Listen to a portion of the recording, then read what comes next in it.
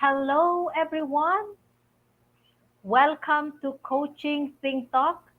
I am Life Coach Marife Garfin from Life Coach Philippines, and this is Coaching for Fitness and Nutrition. So, Coaching for Fitness and Nutrition aims to empower individuals to start taking control of their well being by building nurturing habits, healthy habits that begins with the awareness on fitness and nutrition.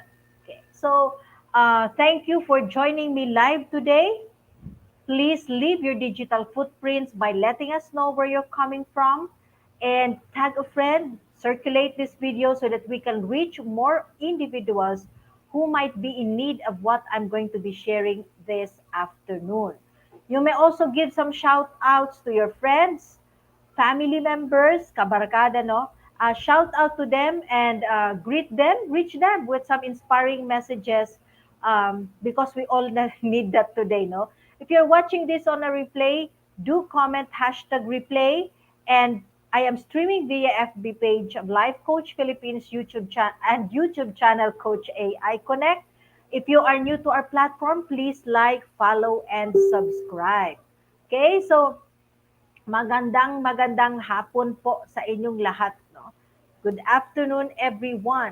And let me just give this, this time to just invite each and every one of you to truly, no, just be with me today and give me your, inspire me with your presence as we talk about fitness and nutrition. And we're going to be talking about the pillars, no? The pillars, fitness pillars, and how we can jumpstart our fitness journey. Okay? But before that, if you're not familiar with me and this is the first time that you're seeing me, ngayon lang po ninyo nakita yung aking beautiful face, no? So it's just this time that you have are seeing me. Let me give a brief introduction of myself. Okay? I am a co-actively co-create certified life coach from Life Coach Philippines, and I am a also as I've said, a certified mental health coach, and I am a Master Builder Apprentice to Master Coach A's Master Builder Apprenticeship Program, and we build tribe as we help your unstoppable dream come true. Okay, and I am also a the founder and the creator of my nth attempt to parenthood. This is a coaching community that seeks to empower every parent to take a stand in mental health for themselves and their children. And we all know, no, alam natin talaga na in this time of pandemic, many have been triggered, tumaangas po yung ating suicide rate at saka depression and other mental health challenges, no, in terms of statistics because we have been triggered by pandemics. If you're one parent who's been experiencing this or you want to make sure that your family and your kids will not experience this one, join us in my nth attempt to parenthood. Let us journey towards empowerment. Okay. And I'm also a scholar to Master Coach's Six Steps of Six-Figure Public Speaking Career Training.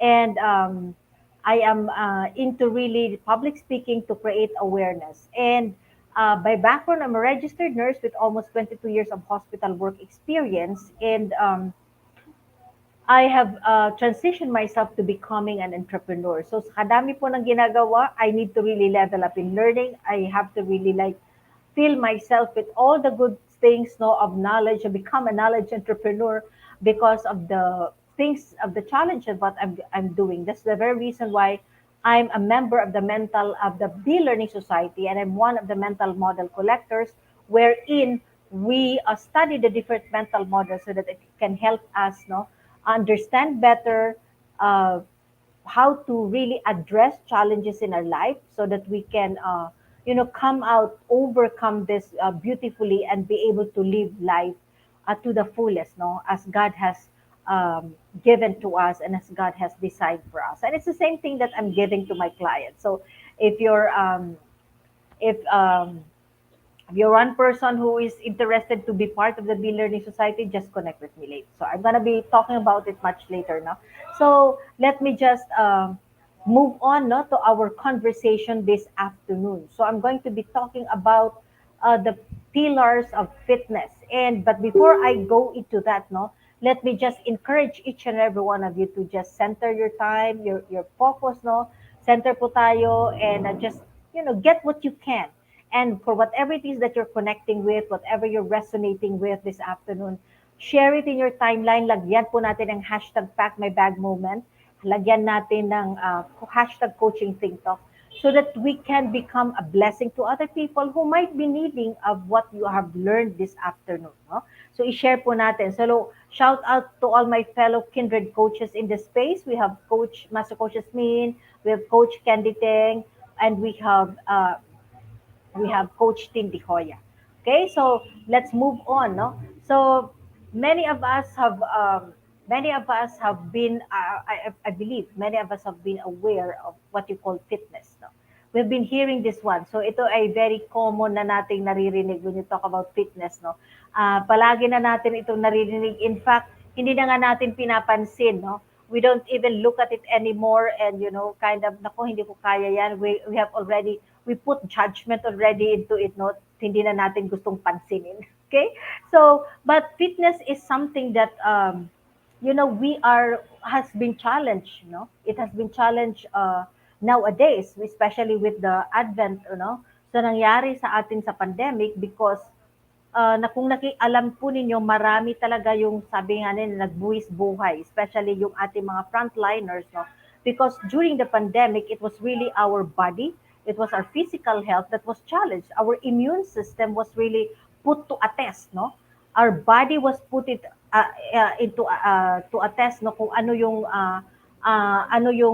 paano tayo lumaban with COVID-19 and many, no?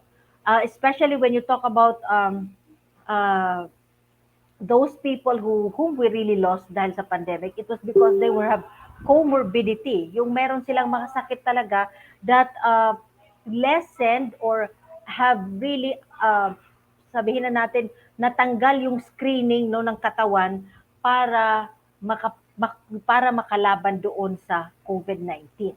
So marami siyang sinasabi nating predisposing factors na may tendency siyang ma-develop, makuha niya yung COVID because of that. And this is very timely because we never really know as the digital era move forward, no. Nagiging complicated yung buhay, mas nagiging complicated din po yung ating mga sakit na nararamdaman. Okay? Lifestyle has changed. And so the way we live our lives contribute to how we're going to be able to handle the challenge that's coming our way. That's why, in fact, I think in the previous conversation that I had with you in fitness and nutrition, we talk about fitness and nutrition because basically it does not only affect the physical health, but when you have disease, it also helps your mental health. So may impact siya kaya pinag-uusapan natin. And so when we talk about fitness, the dictionary defines this as a condition of being physically fit and healthy. So sabi ng dictionary, it's being fit, physically fit, okay, your body, okay, physically fit and healthy. So ito yung kanyang definition, no. And basically pag ang ating health po ay talagang this is sabi nga in the studies that I believe you're familiar with this one, no. Sabi nila in the studies that have been conducted, 70% is is a lifestyle or is in our control when we talk about health, but 30% can be genetic. So pwedeng mayroon kang predisposing factor, no? So na talagang ma-develop mo yung certain diseases. But you've got 70% to take care of. So meron kang laban kasi nga 70%. Okay? And unless you are someone na si Superman ka, okay? Si Superman ka, definitely you hindi mo ma-develop or you can really like like kumbaga in a magic or in a blue or by your power, by your mere physical power, pwede mong labanan yung mga sakit, no? But when you talk about the reality of life, we are in control of our health. But we have the ability, no? We have the ability to develop our body system to work together. No? So our physical fitness is the ability of our body system to work together. So it's the condition of our body, it which enables every individual. It enables you and me, okay, to move into activities, no, which requires our strength, requires our muscle endurance, no.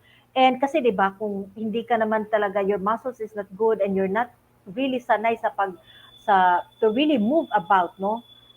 Hindi ka sanay doon, hindi ka sanay sa hirap, no.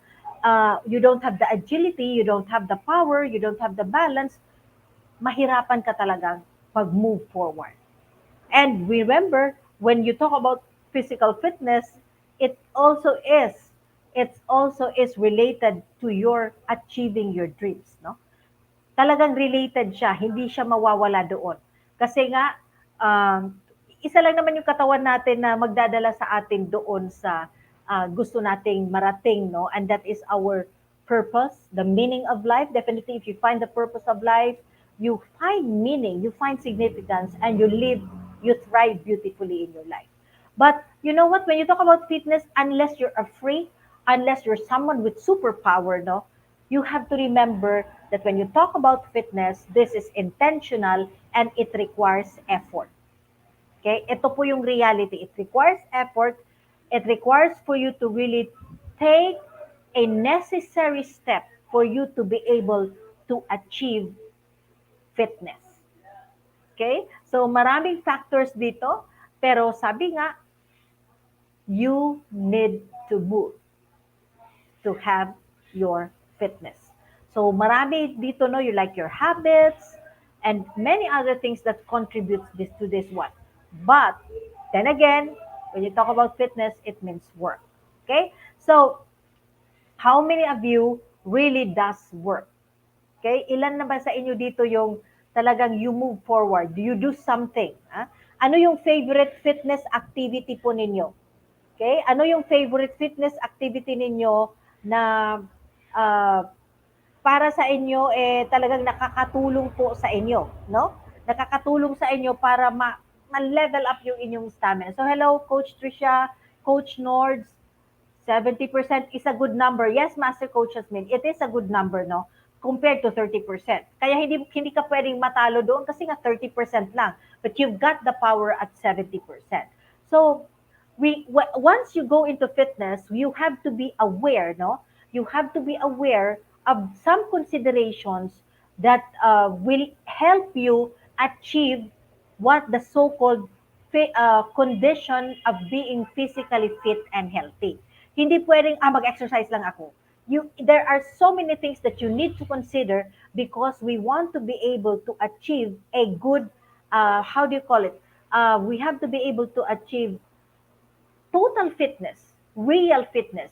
Kasi minsan iniisip natin, no, for the coaches in the house, when you talk about fitness, ano yung imagination mo? Ano yung naiisip mo? Ano yung picture mo? Di ba yung naiisip lang natin, wow, nag-exercise. O kaya naiisip natin, wow, ang ganda ng muscles. But all through all this, no, marami siyang kakabit na kailangan mong maintindihan bago mo marating yung sinasabing fitness. So it's overall, okay, condition of being physical health, yung katawan at yung total health mo, yung body mo, yung katawan mo, yung system mo, no? So, what are the things that you need to understand? Now, you need to look into the pillars of fitness. Dapat matamaan mo yung pillars of fitness para totally maganda yung journey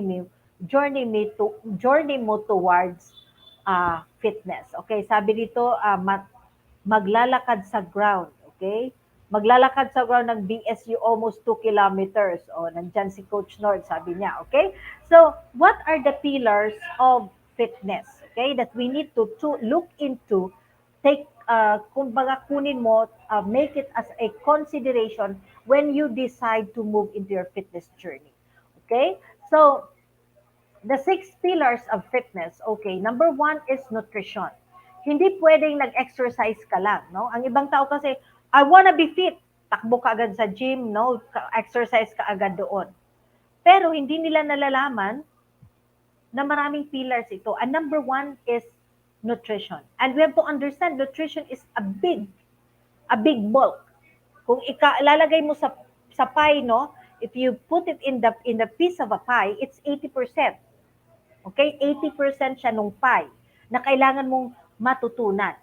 So this is the single largest obstacle, no? According to an article, this is the largest obstacle for most of the people when they move into fitness because they don't take consideration of nutrition. Akala lang nila exercise ito. But how can you exercise if your body is not fueled, it's not receiving the energy, it's because it is not receiving the nutrition that it needs. Okay, so mahirapan tayo dyan. And of course, definitely, this is also a challenge, no? Natitingnan mo because our world is full of processed food. Pagpunta mo sa mga grocery stores, ang grocery chains, ang gaganda ng label, ang gaganda ng packages ng pagkain. And oftentimes that it tempts you. The temptation is so high. Okay? So a lot of people are having struggle. So, kayang i-exercise pero hindi makontrol yung pagkain. Hindi alam paano galawin yung nutrition. But nutrition is 80%. It is 80%. So, this is one of the most glaring mistakes of people who go into fitness kasi ina-underestimate nila yung nutrition. But you have to remember, 80% siya. So kung hindi ka marunong sa pagpili ng pagkain mo and you're not mindful what you put inside your body, kahit po tayo ay mag-exercise, your burning capacity will be very low. You won't have the stamina to finish the routine, no? Especially pag ikaw po ay you wanna grow your muscles, kailangan may mga number of routines, no? Kailangan i-repeat mo yan. Ngayon, kung kulang ka sa hinga, kulang ka sa kain, definitely you won't have the stamina to finish a certain routine. So you have to understand that nutrition is very, very important. Okay? So how do you effectively change the nutrition, no? So you can do it slowly. You can do it slowly, gradually, no? So like in a week, ano lang yung pwedeng mong kainin, ano lang yung pwedeng you can, reward yourself with sa pagkain na gusto mo. But basically, try to understand what your body needs in terms of the macronutrients, and that is your carbs, your protein, your fat, no? Yun yung kailangan tingnan, macronutrients, and the micronutrients which involves your vitamins and minerals. So kailangan mong tingnan yan, pag-aralan, no? What do you need, no? For you to be able to really see through it, no, na fuel ang body mo para matawid mo yung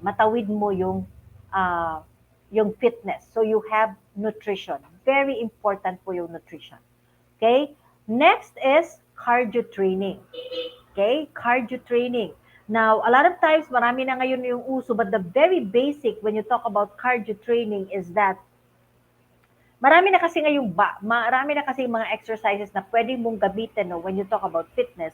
But we have to remember that cardio training is very, very important. When you talk about cardio training in the layman's term, kailangan malakas yung beat ng heart mo.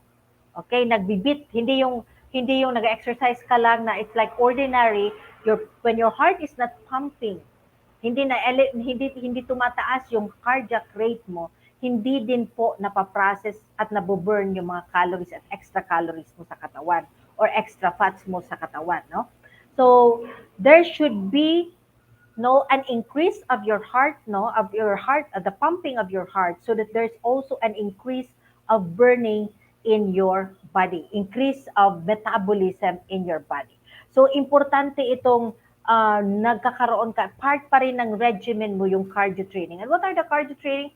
You can do on brisk walking, you can do jog, no? Especially if you're not really used to exercising, you can start with that. Start with walk, warm up your body, then you can do brisk walking, and then gradually you go to jogging. So ito, kailangan talaga yung cardio training kasi nga importante yung nagpa-pump yung heart. So it trains your heart and it trains also your body, okay, and your muscles. So another pillar of fitness is the high intensity training, no? So high intensity training. So ito naman is bakit ginagawa yung high intensity training? If we're used to doing the cardio, your body is already familiar with it. So ang nangyayari, 'di ba? Kung ayaw mo mag-exercise, yung katawan mo ayaw din niya naman mag-exercise eh. So when you are used the same routine that you've been doing over and over again, hindi na siya nagiging effective. Kasi sanay na yung katawan mo. Okay? Sanay na yung katawan mo. So hindi na nati-trigger yung katawan to burn as much calorie. Kaya when you want into really a burning no na talagang prolong no, so you can go into the high intensity training. Yung intensity training has you call it meron siyang um, afterburn effect. Ibig sabihin, kahit tapos ka na mag-exercise, nagbo-burn ka pa rin after. Okay? Meron siyang element na ganyan. So generally, ginagawa yung high intensity because this is really a very strong exercise. This is not just an ordinary exercise. At least 2 to 3 times in a week lang siya. I remember mentioning no that if you want to go into an exercise, at least mayroon kang 72 minutes of really intense exercise in a week. Pag hindi naman intense ang exercise mo, is just part of your routine regular like you're doing cardio, at least no makatotal ka ng 150 minutes of it in a week. Okay? So this intensity training is really high intensity training is designed to really boost your power, boost your energy, and it really is help no na talagang lumabas yung inyong mga glycolytic acid no para talagang tumulong siya sa burning capacity mo, and then you experience also an afterburn. Okay? So short lang siya, no? High intensity siya pero quicker ang kanya mga routines, but ang burning capacity niya is sumasama kahit after. So importante siya din, no? Importante siya. But then again, I'm not saying you go jump into it. Warm up your body. You can begin with cardio, simple cardio exercise before you move into this one. In fact, I just went into high intensity training 2 years ago, and I've been in the business of doing wellness coaching for over mga 6 years na po. So pero 3 years ago pa lang ako nag-move no into high intensity. Next is strength training. Training or lakas no, lakas ng how do I oh my sorry. It challenges no your it challenges your body to really work on your lakas ng katawan mo or your strength. Now, one of the many things that people are afraid of gaining weight is akala nila, especially for women, no? Akala nila magdi-develop ka kaagad ng muscles because you're trying to lose weight.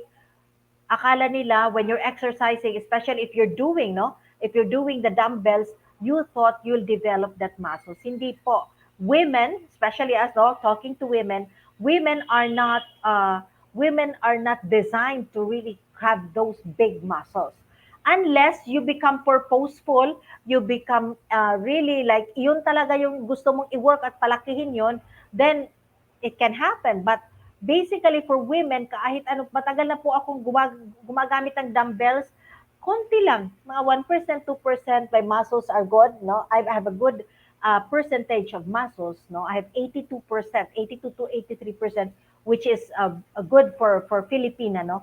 And for my height. So, hindi naman po ako nag-develop ng ganyang kalaking muscles.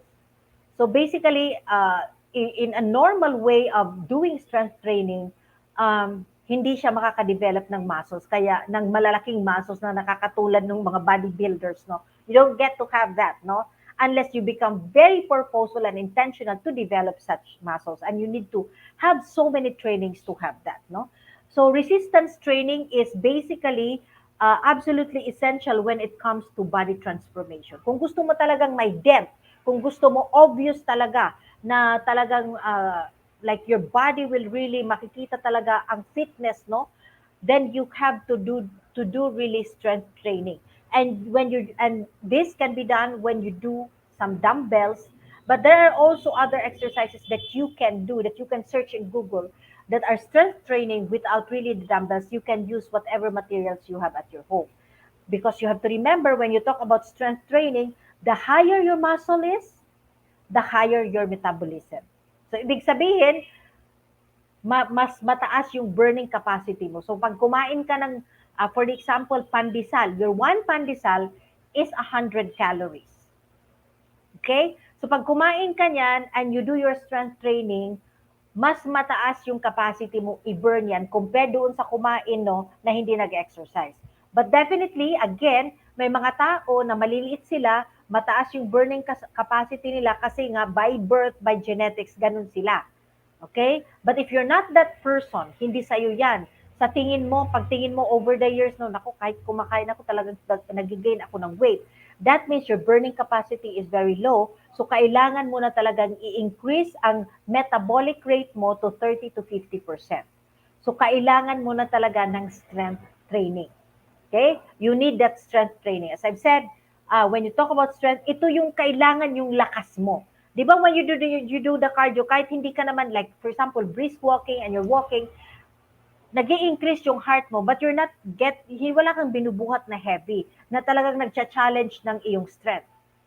And when you talk about high intensity, very quickly ginagawa siya, pero mabilis sa ginagawa, strength, hindi kailangan magbuhat, pero sunod-sunod, that's high intensity training.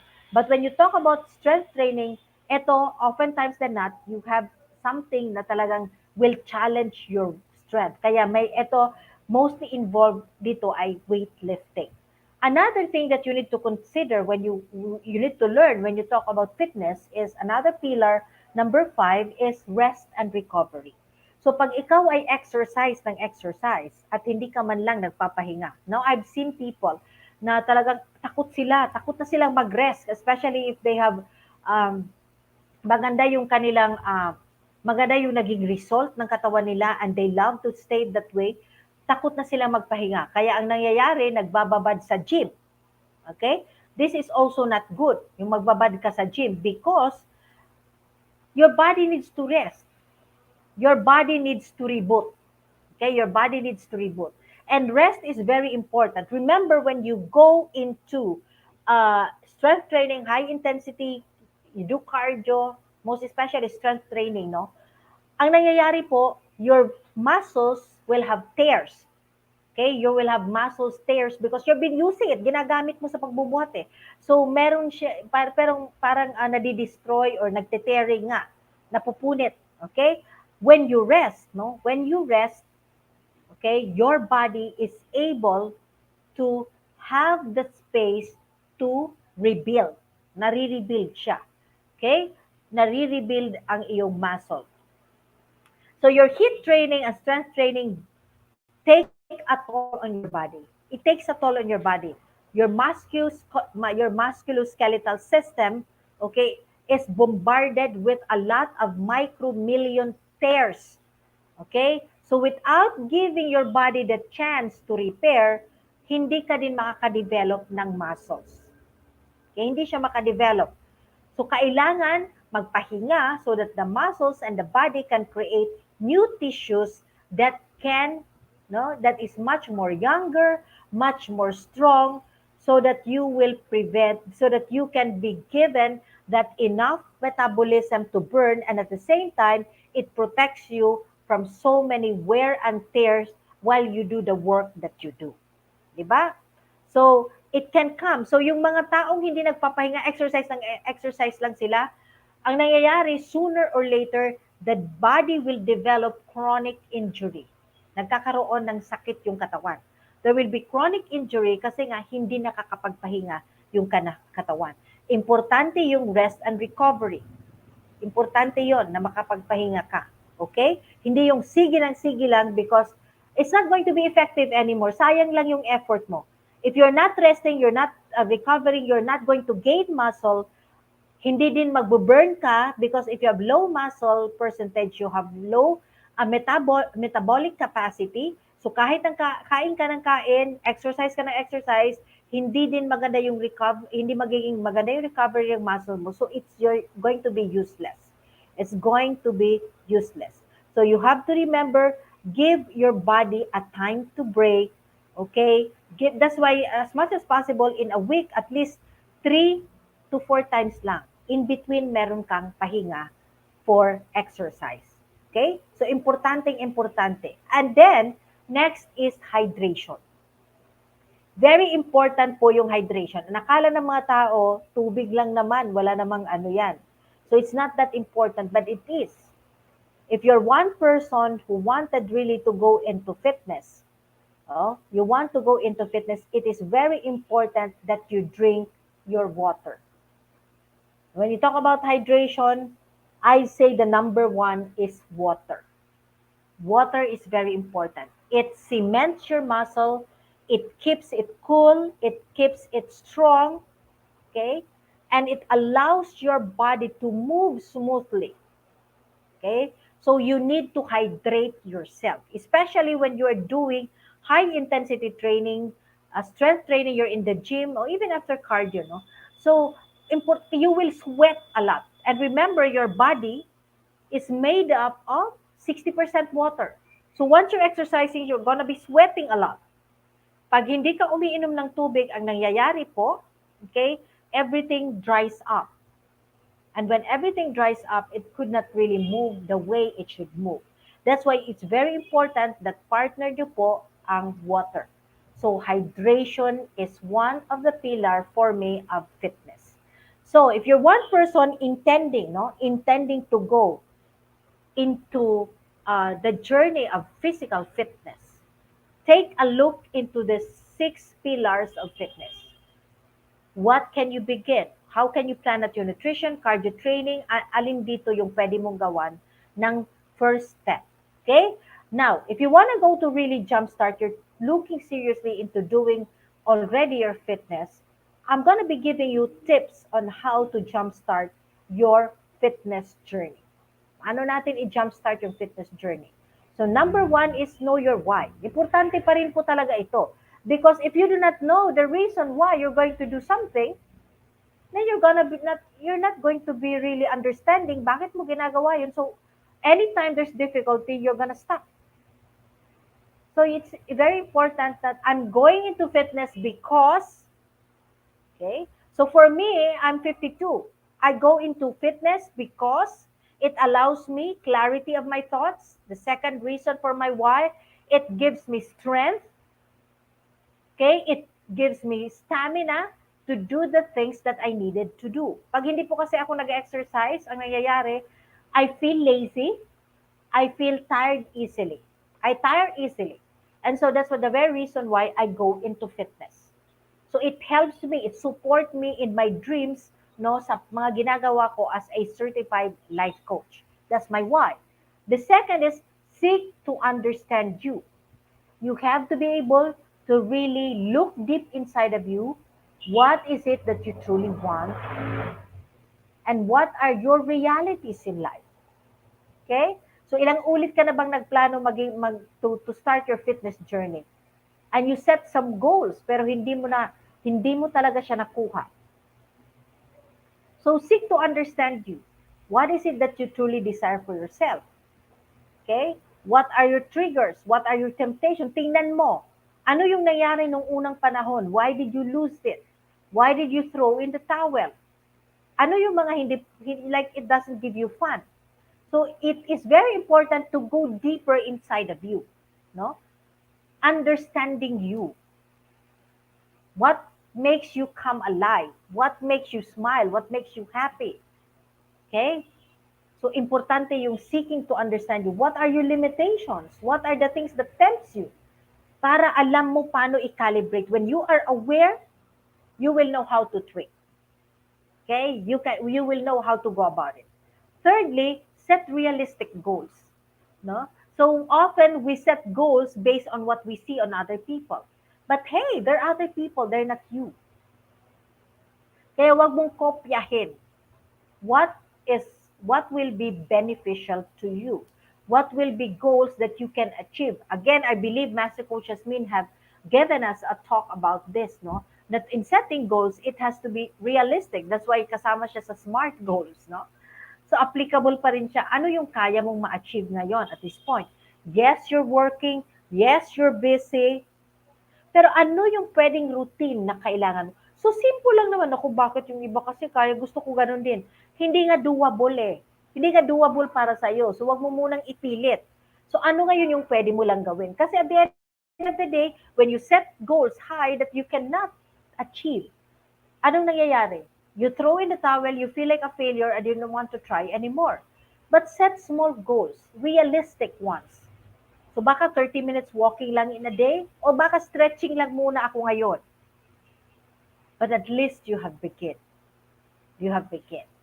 Fourth, treat your workout as essential of the day. Hindi siya add-on.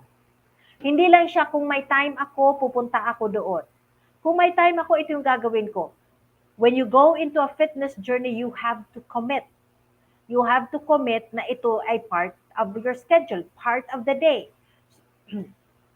So for me po, sa akin po, excuse me, let me get a water muna. So sa akin po, nakaschedule siya. Nakaschedule po ang aking, I have an hour twice. I have 2 hours in a week to do my Muay Thai. And I need to have at least 2 hours on a separate fitness routine for myself here in my house. It's part of the day. So hindi mo siya pwedeng, ayaw ko munang gawin kasi kasama siya sa schedule. Okay? And when you treat the workout as essential of the day, you get to develop a habit. It becomes a routine, and sooner or later you're not going to have difficulty doing it. Excuse me, because it's part of the system. Fifth, find a workout you love. Wag po kayong, as I've said, wag tayong gumaya doon sa iyong kaibigan kasi yun ang gusto niya. But what is it that you really want? What makes you smile? What makes you happy? Is it dancing? Is it Zumba? Is it high intensity training? O gusto mo lang yung treadmill? Or you want kickboxing? You want aerial? May mga aerial yoga ngayon na ginagawa or Pilates. What is it that you want? So find what you love so that you don't dread to do it. Because if you're doing something that you don't love, you're going to have difficulty doing it. Okay? Six, determine a good eating habit. Sabi natin kanina, 80% ang nutrition.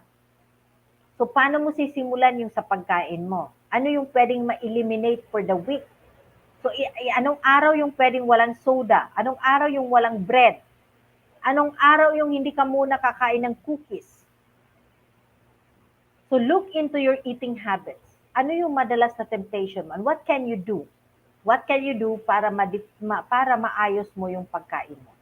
And number 7, commit to be consistent.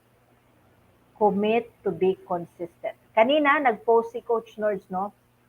na yung kalaban mo, ay ikaw lang naman. It's still you. It's not other people. It's not being discouraged about other people as hindi na uso kasi maulan.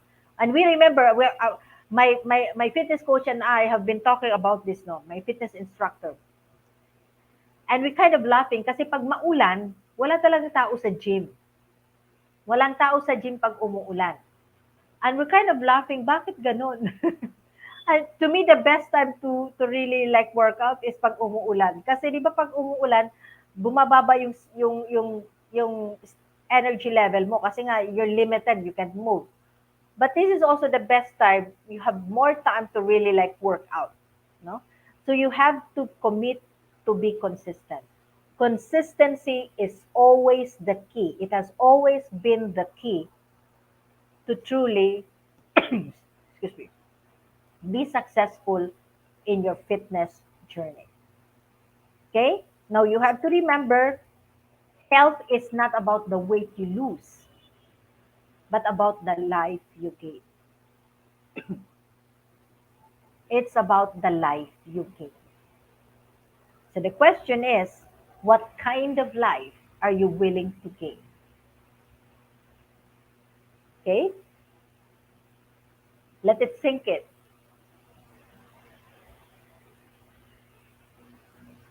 What kind of life are you willing to gain? Definitely, when you have that health, no, when you are healthy, when you are fit, you're able to do the things that you love, you're able to reach out to the community because you have the stamina, you have the power, you have the positivity, you have the confidence. Imagine what kind of life you will be leading and what kind of legacy will you be able to build in your community, in your family, and in the world. Diba? So thank you for joining me today. Okay, and let me just invite if you're one person who truly wanted to journey towards fitness, wherever you may be, connect with me, join us, or join me in the 21-day Healthier, Happier coaching program. This is still running, and you can connect with me if you want to jumpstart yourself to do going into fitness. Start where you are, use what you have, do what you can. But remember, you need an accountability partner because going into change and going into transition is never easy. An accountability partner will allow you to see your blind spot and will allow you to be cheered, to be strengthened, to be inspired, and will give you really a call whenever you're feeling down. Okay? So if you're interested, connect with me, join me in this program, 0975-9952-382. Okay? And let me just invite each and every one of you before I end our conversation. Um, Let me just invite each and every one of you to be part of what we are doing as an organization of professional certified life coaches. If you're not yet a smart holder of the Be Learning e-card and you are missing the perk that we are enjoying, no? Today is the best time to take action. Connect with Coach Rizal through 0917-586-1661 to join the Be Learning Society, which is the 10th maker of the Be Learning Homes for Mental Fitness. So this is actually for a cause po, no? So when you become a member, the proceed actually goes to building this beautiful um, be learning homes for mental fitness.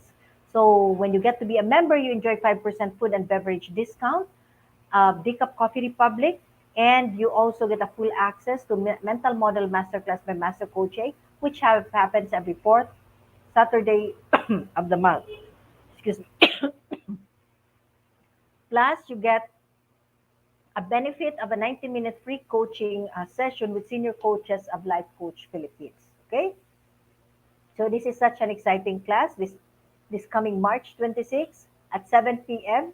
We're going to be studying the developmental growth mental model. Are you fit to grow? And how are you going to be fit to grow? Okay, so do join us. And for registration, assistance, and more information, connect with Coach Rizal who's 0917-586-1661. Excuse me muna.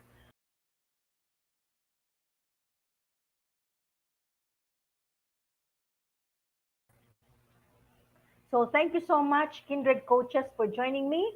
And if you're one person who wanted to embark on a journey, ay, hindi pala, ito muna, excited ako dito. We're going to be having our trauma masterclass this coming March 18. And a lot of people could not move to where they want to go because they are pinned down by trauma. Okay? So we've been having these classes, and the last class will be this coming March 18. And this time, Master Coach is going to be discussing becoming a trauma recovery partner and support aid. So if you're one person who wanted to level up, no, wanted to really create um, be able to become a blessing to other people. We all know that everyone walks around with a bit of trauma in themselves, no? Growing up, marami tayong mga bad experiences. This is a class that will really truly address that. So join us this coming March 18, March 18.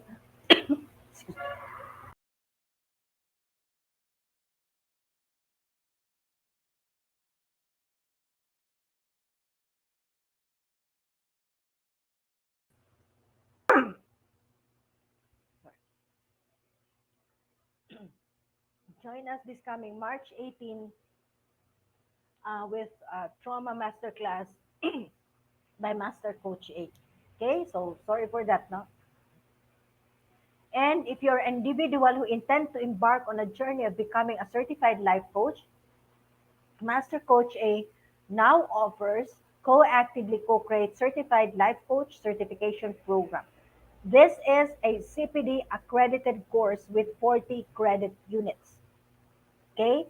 So CPD is learning about new things and refreshing your knowledge by doing new things, and this what makes CACC Life Coach certification program the perfect track for your continuing professional development.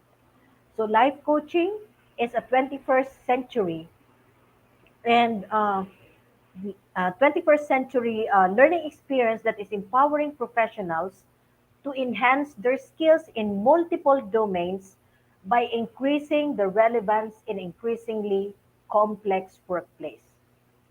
So if you one person wanted to level up, become the best version of you, have that empowerment in you, no, to touch other people's life and to really become the best version of you, this is the program for you. So join us in this co-actively co-create life coach certification program, which include a 21-day web-based learning, which you can begin at 5,000 pesos, no? Then, after that, you can attend the 3-day live coaching bootcamp with Master Coach A. So you're going to be able to meet the master, listen to her, and you know what? When you listen to her, I mean, breakthrough knowledge over and over again. Grabe po yan. That's why I'm encouraging you and I'm inviting you all to join our certification, co-actively co-create life coach certification program. Plus, you get a 3-day also business bootcamp with senior coaches of Life Coach Philippines. The package comes with so many bonus. So if you are interested and you want the details of it, connect with Coach Rizal through 0917-586-1661 to discover opportunities waiting for you in this profession. So thank you so much for joining me this afternoon and join me again later with Coach Tin Dihoya for coaching for relationship at 4 p.m. So once again, this is Coach Marife Garfin from Life Coach Philippines for Coaching Think Talk. Coaches like us think and talk like this. This is us in the Philippines. Love, bam, boom. Love, bam, boom. Love, bam, boom. God bless everyone. As a business owner, are you overwhelmed by the need to post beautiful, engaging content every single day? Are you left wondering what to write? Tired of scrolling through stock photos that all start to look the same? Confused by complicated graphic design programs? Rise Up Creatives is here to help. Each month, we give you everything you need to create 31 days of social media content in just 5 minutes a day. Customizable captions, curated lifestyle photos, a drag-and-drop graphic design tool, and the ability to post directly to your social media accounts. No one else empowers you with these 4 resources all in one place. Each month, we help you plan your social media calendar by providing you with 31 image themes and customizable captions so you can quickly and easily create engaging content and grow your following. Simply select the image that works best for your feed or story. Then, copy the caption and customize it to fit your audience. 5 minutes a day. It's that quick. Plus, you'll absolutely love our drag-and-drop graphic design tool. Start from scratch or choose one of our beautiful templates to fit your unique brand. When you're ready to export your design, you can download, email, or post directly to your social media accounts. Here's the truth. Our world needs what you have to offer. Don't let technology or procrastination hold you back. Rise Up Creatives is more than an online resource. We're a community helping you overcome your biggest barriers to reach your greatest goals. We're here to help you rise up and be creative.